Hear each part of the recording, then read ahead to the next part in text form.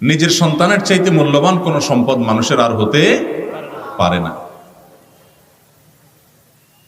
এই সম্পদ আল্লাহ তাআলা যাকে দেননি পরীক্ষা করার জন্য, তিনি জানেন এই সম্পদের মূল্য কত বেশি। যাকে আল্লাহ তাআলা কোনো সন্তান দেননি, নিঃসন্তান রেখেছেন, সে আল্লাহর বান্দা জানেন যে এই নিঃসন্তান হওয়ার কষ্ট বেদনা কত মারাত্মক, কত বেশি।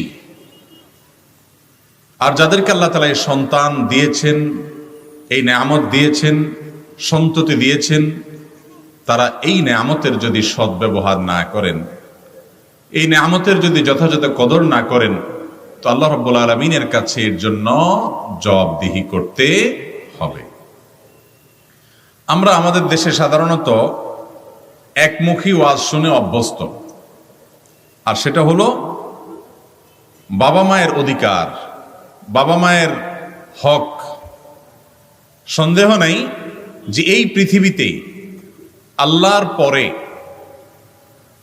সবচেয়ে বেশি অধিকার এবং সবচেয়ে বেশি এবং বড় পাওনা হলো রাসূল করিম সাল্লাল্লাহু আলাইহি ওয়াসাল্লামের।